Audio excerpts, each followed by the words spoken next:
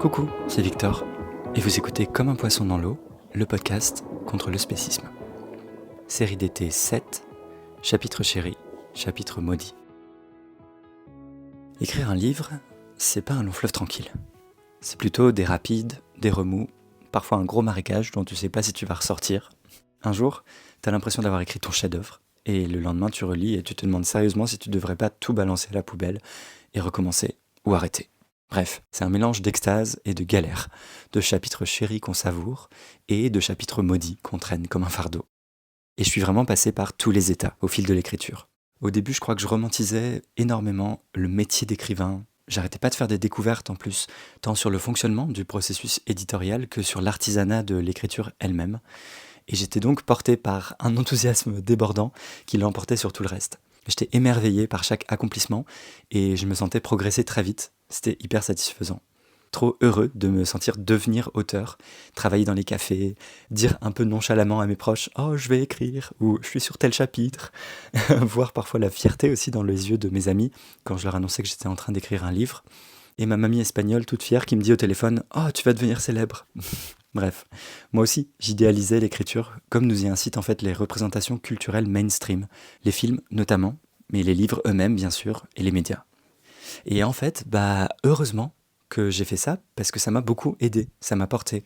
Comme j'avais l'impression de faire quelque chose de super stylé, je le faisais dans la joie. Et puis, s'est installée la routine. Quand c'est devenu mon quotidien, quand ça faisait 3 mois que j'écrivais, que j'avais franchi la moitié, et que c'était le retour éternel du labeur à chaque chapitre, c'est devenu plus difficile. J'avais plus la même énergie et je sentais vraiment la fatigue accumulée. C'était compensé en partie par les habitudes mises en place et par les compétences acquises, je pense, par le fait que j'avais plus peur de plus en être capable. Subjectivement, j'avais passé un stade, j'avais déjà prouvé que je pouvais le faire pour tous les chapitres précédents et que j'étais plutôt content du résultat, mais juste un peu plus de lassitude et de difficulté à m'y mettre, parfois. Le fait aussi que les chapitres sur lesquels j'étais en train de travailler s'accumulaient et que la tâche semblait infinie. Déjà parce que souvent j'étais en train d'écrire un chapitre et je me suis rendu compte que ça faisait trop long ou que j'étais en train de répondre à 2 idées reçues différentes que j'avais pas distinguées initialement. Et donc j'en avais écrit un et il en restait toujours autant à écrire après parce que j'avais rajouté un chapitre au sommaire finalement. Et aussi parce que je travaillais en parallèle sur les relectures des chapitres déjà écrits. J'avais des relectoristes qui étaient passés par là et donc plus il y en avait, plus j'avais de travail de reprise constante qu'il fallait un peu que je m'empêche de faire, ou en tout cas que je mette vraiment pas en priorité par rapport à l'écriture du nouveau chapitre de la semaine ou des 2 nouveaux chapitres de la semaine. Et c'était de plus en plus dur parce que j'avais de plus en plus de retours qui s'accumulaient et de travail. Ça donnait l'impression que la charge de travail faisait que augmenter en avançant et c'était assez éreintant. Et je vous en parlerai la semaine prochaine, mais je me souviens notamment d'un chapitre que j'ai relu après 3 mois d'écriture et que j'ai trouvé hyper nul, alors que j'étais globalement un peu satisfait quand je l'avais écrit. Et du coup, je l'ai repris entièrement pour l'améliorer, le rendre plus percutant, mieux l'illustrer avec des meilleurs exemples, trouver des formules plus parlantes, etc. Et donc forcément, j'avais pas exactement la même joie après avoir repris intégralement 3 fois le même chapitre et retravaillé une énième fois tel paragraphe pour le rendre plus fluide, plus clair, mieux écrit. Et oui, du coup, contempler le résultat final après avoir changé quelques trucs pour la 6e fois, c'était quand même moins gratifiant que d'avoir le résultat complet d'un chapitre après l'avoir écrit en quelques jours. Et du coup, pour vous en dire un peu plus sur les chapitres chéris, les chapitres maudits, le genre de chapitres qui m'ont vraiment fait kiffer, en gros, c'est ceux où j'ai eu l'impression de développer des nouvelles compétences en les écrivant. Donc je pense par exemple au chapitre sur la résistance animale, parce que c'était un des plus narratifs. J'ai raconté plein d'histoires d'individus qui se révoltent, qui combattent les humains, qui les défoncent en fait en retour pour contester la domination énorme qui s'abat sur eux. Et ça m'a demandé d'écrire d'une nouvelle manière qui n'était pas celle des chapitres un peu plus théoriques, disons. Il y a aussi un peu de théorie dans celui-là, mais voilà, il y a un peu plus de récit. Et ça faisait une manière d'écrire un peu différente qui demandait d'accrocher avec plus d'émotion, de façon de raconter un moment précis. Sinon, aussi des chapitres qui m'ont demandé de pousser des nouvelles qualités d'écriture.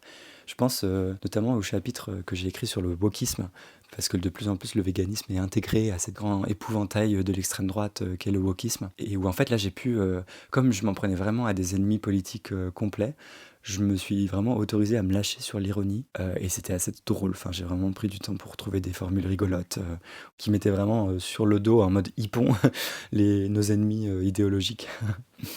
Et aussi, j'ai beaucoup aimé écrire le chapitre sur le relativisme moral, en mode on s'en fout, la morale c'est subjectif, chacun son avis, parce que j'ai vraiment ancré ça dans un exemple parlant pour rendre l'argument vraiment imparable. Enfin voilà, vous verrez si vous allez le lire. J'ai vraiment beaucoup aimé écrire ce chapitre. Aussi ceux qui ressemblent un peu moins aux autres ou qui étaient particulièrement bien construits, qui sortaient du lot. Je pense au chapitre sur l'anthropomorphisme.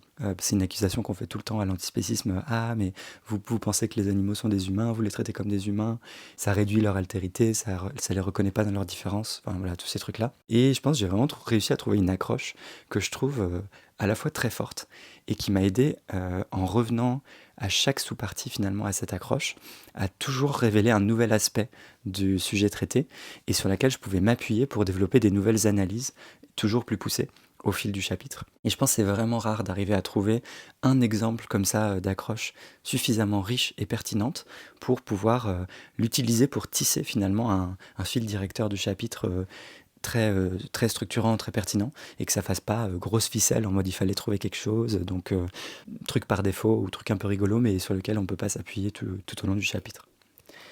Ceux que j'ai beaucoup aimés, c'est aussi ceux où j'ai senti que je développais davantage mes propres idées, ou en tout cas que je poussais plus loin l'analyse pour présenter une nouvelle façon de voir les choses par rapport à la grande majorité des chapitres, où ce que je faisais c'était surtout vulgariser les idées des autres. Mais je pense qu'il y a des petites choses que j'ai pu apporter et qui sont un peu inédites, ou en tout cas qui ne m'a pas semblé voir, peut-être j'ai raté, mais ces idées précises développées de cette façon-là dans d'autres ouvrages. Notamment, je pense qu'il y a souvent une confusion entre anthropocentrisme et spécisme, et du coup j'ai veillé à les distinguer très clairement dans un encadré, dans le chapitre sur le point de vue anthropocentré, soi-disant indépassable, en mode on est des humains donc on pourra jamais savoir ce que pensent les autres animaux, et sous-entendu donc OSEF on s'en fout, on va pas essayer. Et aussi j'ai toute une partie dans l'ouvrage sur le néocarnisme, qui est un concept que j'ai pas du tout inventé, il est de Mélanie Joy, mais je trouve qu'il n'a pas du tout été importé, raffiné, développé en français, et donc je suis content déjà d'avoir nommé certaines des idées reçues et de les avoir intégrés finalement dans tout le récit néocarniste contemporain pour leur donner sens et montrer à quel point ils sont complémentaires, ils sont liés dans une même idéologie, et aussi d'avoir développé une critique plus précise de un truc qu'on retrouve de plus en plus souvent, j'ai l'impression, un encensement de l'altérité des autres animaux, qui peut sembler être plutôt amélioratif, voire très positif à leur avantage, alors que pour moi c'est très souvent, le plus souvent, une façon de recreuser encore l'abysse entre l'humain et l'animal, avec des A majuscules et H majuscules, qui est censé nous séparer d'eux finalement. Et enfin, celui où je me suis un peu amusé, c'est par exemple celui sur les plantes, hein, le fameux cri de la carotte, parce que là je me suis pris plaisir à mettre le maximum de termes relevant du champ lexical de la végétation ou du jardinage. Alors on verra qui fera gaffe parmi vous et qui arrivera à tous les déterrer au sein du chapitre.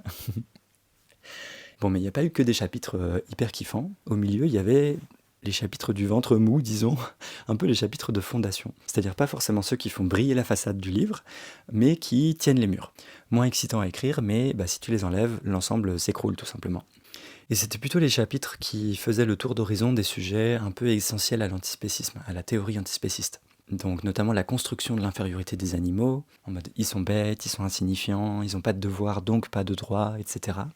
Aussi la critique de l'idée de nature qui renvoie systématiquement les animaux à un espèce d'ordre cosmique régi par des lois propres, les lois naturelles, les lois de la jungle, et donc hors du monde de l'humanité et de la culture, et ce qui permet finalement de les rejeter dans un néant moral où tout est permis, et qui sert de prétexte finalement à nous approprier leur corps et leur existence. Donc voilà, c'est le genre de chapitre qui était hyper important, qu'il fallait absolument que je traite, mais qui n'ont pas été particulièrement jojo à écrire, même si c'était sympa. Et enfin, il y a eu les chapitres vraiment difficiles, ceux sur lesquels j'étais pas très inspiré ou qui me faisaient carrément très peur. Je pense au chapitre sur les insectes. C'est un chapitre que j'avais pas envie d'écrire. Franchement, j'avais prévu de peut-être le faire sauter même à la fin, parce que j'étais pas sûr de trouver des choses très claires et déterminées à proposer. Et d'ailleurs, au final, c'est quelque chose que je dis dans l'introduction de ce chapitre. J'écris « Les antispécistes font souvent l'impasse sur la question, considérant qu'il s'agit d'une sorte de cas limite sur lequel il n'y aurait rien de très assuré à défendre, et évitant en tout cas d'aborder publiquement le sujet. » Pourtant, la question soulevée est sérieuse, même si elle n'appelle pas de solution évidente. Et ben ça, je pense que c'est très vrai et qu'en fait, je suis le premier visé par cette remarque. J'étais un peu réticent à écrire sur ça, alors qu'en fait, il y avait quand même des choses importantes à dire. Ça m'a fait pareil pour le chapitre sur la prédation. C'est un sujet particulièrement délicat, je trouve, et sur lequel s'écharpent nombre d'antispécistes, comme vous le savez peut-être. Et il sert finalement toujours de repoussoir contre l'antispécisme en général. Donc j'avais un peu peur de m'y aventurer. Mais bon, bah pareil, l'idée c'était de toute façon pas de reculer devant la difficulté, mais de tout de même essayer de faire le tour de la plupart des objections avancées à l'encontre de l'antispécisme. Et puis celle-là, je pense qu'elle est quand même de bonne foi, ou en tout cas qu'elle soulève des questions vraiment légitimes. Et l'idée, c'était aussi de dire qu'on n'a pas toutes les réponses et que c'est ok de pas toujours savoir et que les antispécistes, on est quand même les personnes qui réfléchissent le plus à ces questions difficiles soulevées par un projet d'égalité entre les espèces, mais que on n'a pas été beaucoup finalement à y réfléchir vu que c'est un tout petit mouvement pour le moment et qu'il y a des choses, disons, assez claires et prioritaires à faire, typiquement aller vers un monde vegan. Et il y a d'autres questions qui gravitent autour de ça qui sont vraiment très importantes, mais où on n'a pas encore des choses très déterminées, effectivement, à dire, mais ça ne veut pas dire qu'il ne faut pas en parler et y réfléchir. Et surtout le prendre au sérieux, pas se dire que c'est risible ou que ça ne mérite pas une seconde de notre attention. Et enfin, tous les chapitres qui portent sur la blanchité du mouvement, sur les analogies entre spécisme et racisme, sur l'idée que l'antispécisme serait un impérialisme culturel ou que le véganisme serait une imposition coloniale. Sur tous ces sujets, j'avais vraiment très peur de mal faire et surtout j'avais l'impression que j'étais pas très légitime pour en parler, qu'il y a plein de personnes dans le mouvement qui le traitent bien mieux que moi et qui ont la finesse de bien présenter les choses, de prendre toutes les pincettes, de faire attention et une connaissance fine aussi des enjeux antiracistes pour faire attention à la façon de traiter ces sujets-là. Mais en fait, je me disais qu'il fallait quand même absolument que j'en parle, que ça aurait été vraiment contestable de juste pas les traiter parce que j'étais pas à l'aise, 100% à l'aise avec ces sujets, mais que du coup, quitte à les traiter, fallait les traiter vraiment bien. Et aussi en renvoyant vers toutes ces personnes très compétentes et informées, beaucoup mieux que moi, pour porter leurs paroles et leurs idées au sein de ces chapitres. Mais en essayant de rendre compte de la richesse de leurs pensées, de pas déformer leurs propos, de quand même rendre compte des points de désaccord qu'il peut y avoir entre plein de personnes au sein du mouvement. Globalement, j'étais quand même vachement en PLS d'avance à l'idée de les écrire et j'ai pas arrêté finalement de remettre ces chapitres-là à plus tard en me disant qu'il fallait que je lise plus de livres, plus d'articles, que j'y réfléchisse mieux, que je trouve un angle qui soit vraiment pertinent, que je sache comment moi me positionner en tant que personne blanche qui écrit sur ces questions-là. Finalement, j'ai fini par les écrire plutôt à la fin et après avoir fait plein de recherches supplémentaires et m'être fait relire par des personnes mieux informées que moi sur ça. Mais j'espère que c'est le mieux possible. Je pense que c'est le mieux de ce que je pouvais faire et je l'ai pris sérieusement, mais évidemment, ça restera sûrement encore perfectible, voire il y aura des choses à critiquer. Et je serais ravi d'avoir des retours sur ces chapitres et puis plus largement sur tous les chapitres de l'ouvrage. Je suis sûr qu'il reste plein de choses qui auraient pu être beaucoup mieux. Et donc c'est face à tous ces chapitres un peu difficiles que j'ai dû faire preuve du plus de motivation et prendre sur moi en permanence pour avancer. Parce que quand la motivation intrinsèque s'épuisait, il fallait que je trouve d'autres techniques pour me forcer à écrire. Et c'est pour ces chapitres-là que j'ai parfois dû enchaîner 3 cafés différents le même jour, histoire de relancer la motivation en marchant un peu et en changeant d'atmosphère, et en me forçant à avancer un peu plus dans chaque café. Quand je bloquais, en gros, je faisais un petit point pour rabaisser mes exigences. Me dire, ok, là t'arrêtes les recherches, Victor, et t'écris quoi qu'il arrive avec ce que tu as. Tu réfléchis pas à ce que ce soit incroyable, juste tu fais une première version très simple avec les idées que tu comptais défendre qui étaient déjà dans le sommaire détaillé et les références que tu as mises de côté, et le reste on verra après. Et en essayant de me rassurer un peu ainsi, souvent une fois commencé l'écriture, j'arrivais à prendre le flow, comme on dit, cet état où tu es lancé et où l'écriture vient un peu spontanément et avec facilité, où l'inspiration coule à flot, justement. Et ce que je faisais aussi quand je sentais qu'il fallait que je donne un dernier coup d'accélérateur pour finir un chapitre, c'était d'écrire à un proche. Littéralement, je disais, je m'engage solennellement auprès de toi à t'envoyer mon chapitre bouclé d'ici demain matin, ou d'ici 2 jours, ou d'ici, voilà. Je fixais vraiment un horizon temporel. Et je les autorisais à m'engueuler si jamais je le faisais pas. Ils n'ont pas trop eu à le faire, même quand j'arrivais pas tout à fait. En fait, ils étaient bienveillants. Mais le plus souvent, juste l'engagement que ça créait suffisait à me booster et à me motiver. Bon, mais du coup, quand j'arrivais enfin à pondre une version potable, minimale, mais qui avait le mérite d'exister de chaque chapitre, je pouvais pas vraiment me contenter de ça non plus. Je voyais bien qu'il y avait plein de choses à retravailler, et même après l'avoir envoyé une première fois en relecture et avoir plein de suggestions, il y avait toujours des choses à reprendre. Typiquement, la structure, en général, elle était déjà bien parce que j'étais parti sur un plan de chapitre avant de commencer à écrire, et que je trouvais plutôt abouti. Mais en fait, ça m'est très souvent arrivé que les parties changent un peu au fil de l'écriture parce que je me rendais compte que j'avais plus de choses à dire là, que telle partie pouvait être regroupée au contraire, voire que ça demandait de scinder complètement le chapitre tellement c'était long et que du coup, il fallait que je réfléchisse précisément à comment en faire deux idées fausses bien distinctes et développer deux lignes d'argumentation différentes qui soient intéressantes, deux accroches, deux façons de conclure sur des choses complémentaires.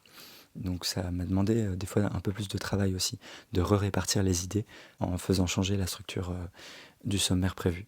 Souvent il fallait aussi raffiner l'accroche, les transitions, la conclusion et de façon générale le style. Et donc entre les chapitres chéris et les chapitres maudits, j'ai fini par me dire que c'était pas non plus suffisant d'avoir un argumentaire béton, des exemples solides et des plans carrés. Parce qu'un chapitre peut être intéressant et vrai, mais affreusement plat et gris comme une dalle brute. Et je voulais surtout éviter que mon livre ne devienne un somnifère militant qui endorme tout le monde. L'enjeu c'était vraiment de donner vie aux idées, de captiver, de rendre la lecture fluide et agréable, percutante même. Du coup, il a fallu que je bosse ma plume. Enfin, j'écris pas à la plume. Mais je vous raconte cette quête de style dans le prochain épisode, intéressé sans devenir chiant. Bisous.